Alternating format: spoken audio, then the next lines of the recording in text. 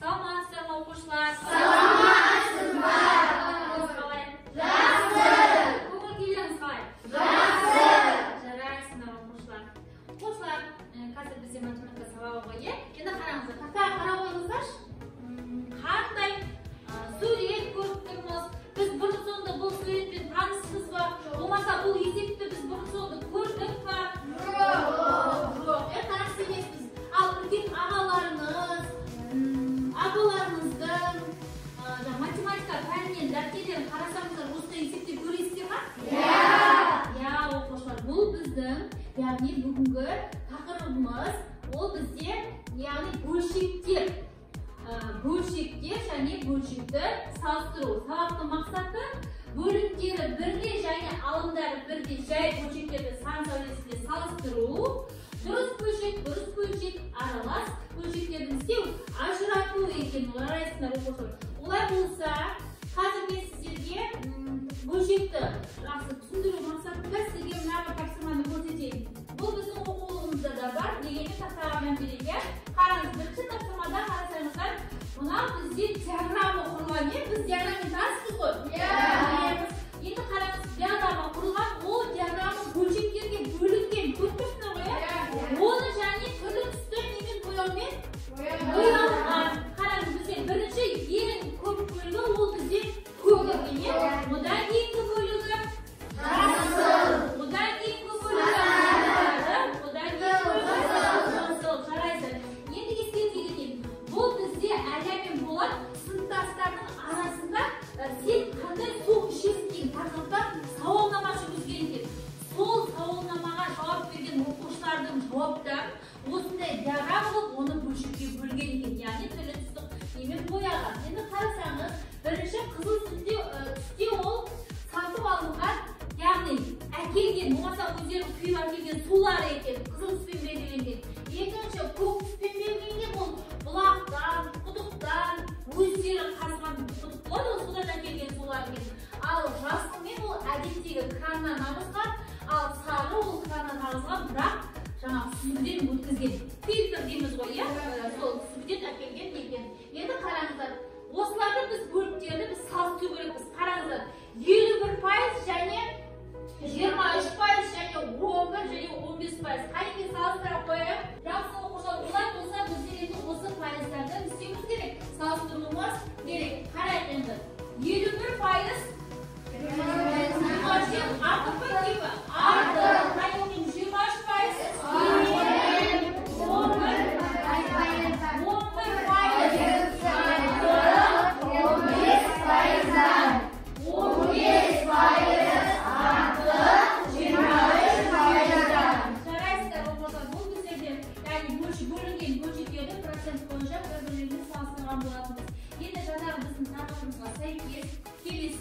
Сіздерге мынандай ережені өзіңіз жаттап, яғни есіңізге сақтап алуыңыз керек. Әрбір тақтағанда түсіндіретін боламыз.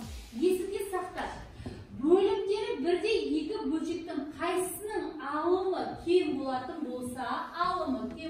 болса, сол бөлшек кіші болады. Мұнда 14-тен 4, 12-ден 2. Алымы бізде 4 және 2. Егер де ол бөлшек кем болатын болса, ол кіші болады. Келесі, енді керісінше, алымдары бірде екі бөлшектің қайсысының бөлімі үлкен болса, сол бөлшек кіші болады. Мысалға, 30-дан 12, 50-ден 12. Бұл жерде алымдарын есептеген бөлімдерді салыстырады екеуміз. Оқушылар, енді қарасаңыздар, бізде бөлшектер дұрыс бөлшек және бұрыс бөлшек болып бөлінеді. Алдымен біріншісі бірге оқып жіберейік, яғни оқуды да білуіміз керек бұл бөлшектер. Ал жақсы, бастап оқайық. 12-ден 11, 13-ден 11, 13-ден 12, 11-ден 11, 12-ден 12, 13-ден 13, 11-ден 13, 12-ден 13, 11-ден 12. Енді қарап жүрейік. Бұл жерде бөлшектер дұрыс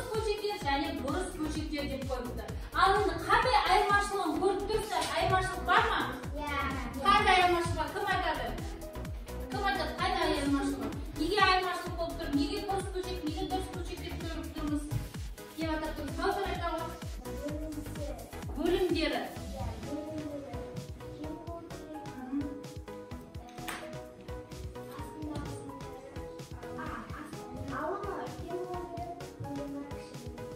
Burus böcekleri mi? Жақсы, al. Dürüst böcekleri bölümü alımına үлкен болуы керек. Жарайсың, отыра қой. Менен өзім түсіндірeceğim.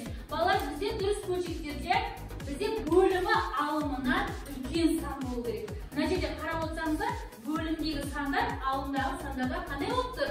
Үлкен болып тұр. Ал дұрыс бөлшектер, яғни алым мен бөлімі тең бөлшектер, және алым мен бөлімі қарағанда алымы бөлімнен үлкен болса, ол бізде қандай бөлшек болады?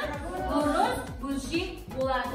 Жарайсыңдар оқушылар. Келесі бізде тапсырма, яғни бізде тақтамызда фигуралар берілген. Осыны біз қандай бөлшекті боялған екен жазуымыз керек. Қандай бөлшегі бөлінген? Алдымен қарап жүрейік. Боялған. Алдымен қарап жүрейік. Бірінші фигура неше бөлікке бөлінген? Екінші фигура? Үшінші фигура? Енді біз осыны жазу керекпіз. Біріншісі қанша боялып тұр? Екіншісі қанша боялып тұр? Және үшіншісі қанша боялып тұр? Келу ақпыта. Бірінші фигураны жаза қойып, қанша бөлігі боялып тұрған екен жазуымыз керекпіз. Дұрыс, жарайсың. Отыра қой, білесің. Екіншісі маған жаз келіп алсақ.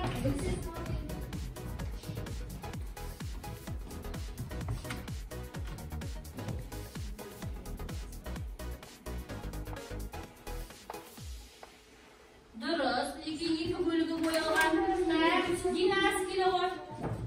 Üçüncü figura neçe bölüge boyalgan, және bölüngen, және boyalgan sonuç olsa gerekliyiz.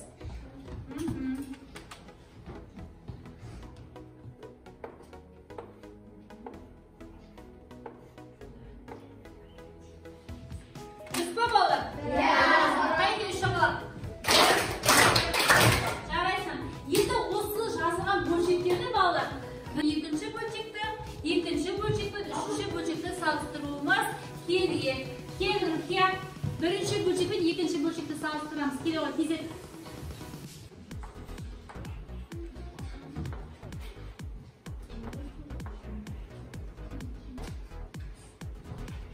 Оқи ғой. 4-тен 1, 4-тен 1. Еге жарымен тұрыз. Мияқты Күндері бірдей болғандықтан біз алымдарына қараймыз. Дұрыс айтасың. Жарайсың. Отыра ғой.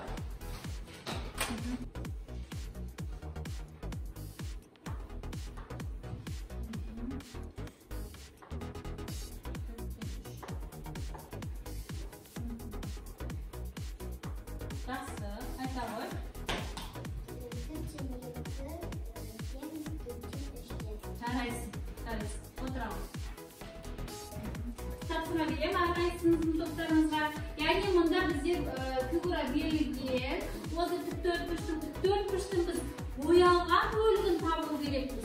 Және боялмаған бөлігін табу керекпіз. Одан соң боялған бөлігі мен боялмаған бөлігін не істеуіміз керек? Салыстыруымыз керек болады. Дәптерге орындаймыз да, сосын соны не істей қоямыз? Оқи қоямыз. Яғни боялған бөлігі мұнша, боялмаған бөлігі мұнша деп жазасыздар. Тақтада да тұр бұл тапсырмалар. Алға қойды. Жылдамдарды болдай қоямыз. Тездетеміз. Бірінші бізде берілген, қараңыздар, төртбұрыш берілген. Оның қанша бөлігі боялған екенін айтуымыз керек. Екінші және үшінші, төртінші төртбұрыш берілген. Соны біз табуымыз керекпіз.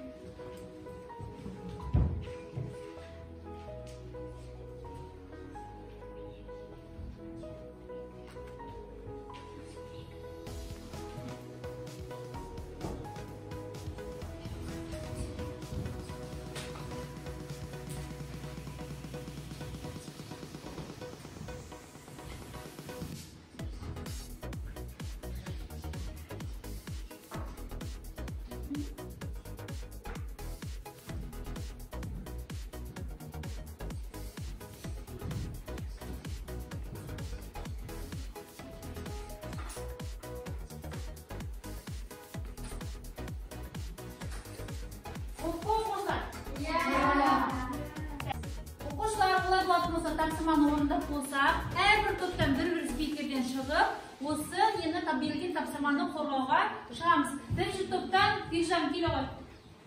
Bo'yalgan bo'ligi qancha yozamiz, bo'yalmagan bo'ligi qancha. Bularni yana solishtiramiz.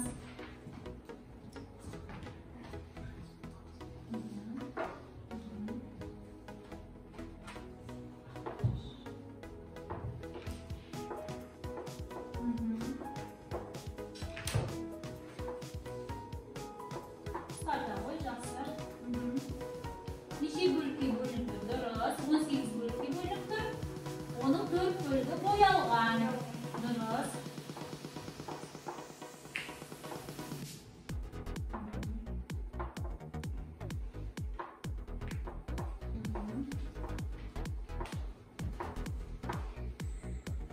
O'qiyvoy. Bo'yalgan bo'ligi 18dan 4, bo'yalmagan bo'ligi 18dan 30. Qaraysiz, endi o'zi 2 bo'lakda mana yerga solishtirib qo'y. 18dan 4ni solishtirib qo'y, 18dan 14dan.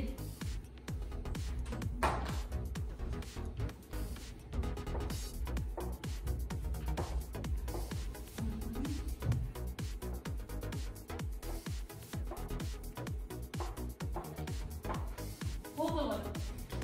18dan 4. Düşmanlar.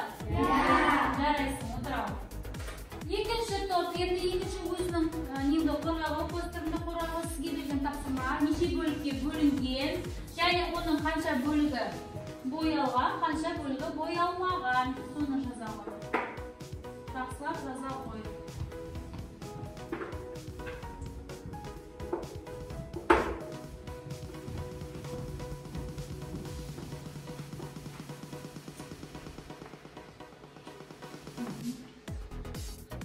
Bo'yalmagan bo'ligi.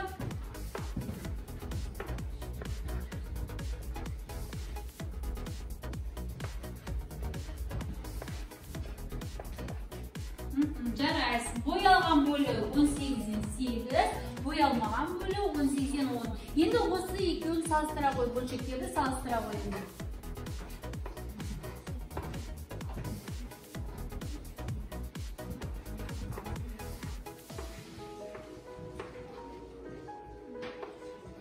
O'qiyvoy. 18dan 8 kim 18dan 10? Jaraysiz. O'tiraver.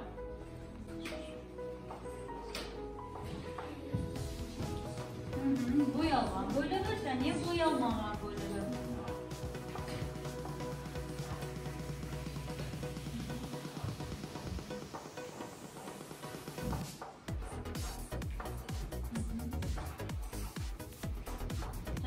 Bo'yalgan bo'ligi qanchasi?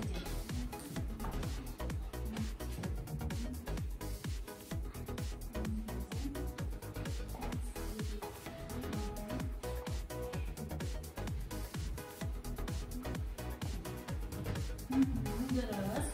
Bo'yalgan bo'ligi. Молодец. O'qiyvoy. Bo'yalgan bo'ligi. Bo'yalgan bo'ligi 18dan 11.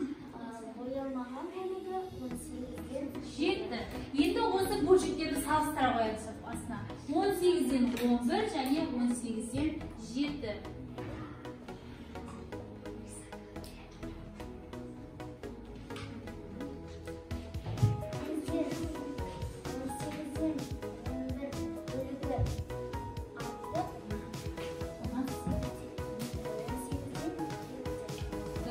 Jaraysiz. O'tiraver. O'quvchilar, endi ular bo'lsa bugungi bizning taqdirimizda bo'lchaklar ya'ni bo'lchaklarni solishtirib bo'ladi. Endi siz bo'lib, biz bo'lib bu taqdirda tushungan siyaptimiz. Endi qarasangizlar, ta'lim qaytaroq bersak, bunda sizga taqsimlar o'rnlarimizda qancha bo'lchakka bo'lingan, ya'ni bo'limga yozamiz, bo'lchakka bo'lingan, bo'yalgan bo'libdi deymiz, alımdan yozamiz. Sol vaqtda o'zi bo'lchaklarni solishtirgan vaqtda anglashsak, ya'ni bo'limi birdek bo'lchaklarni alımlarning qaysi kim bo'lsa, sol bo'lchak kim bo'ladi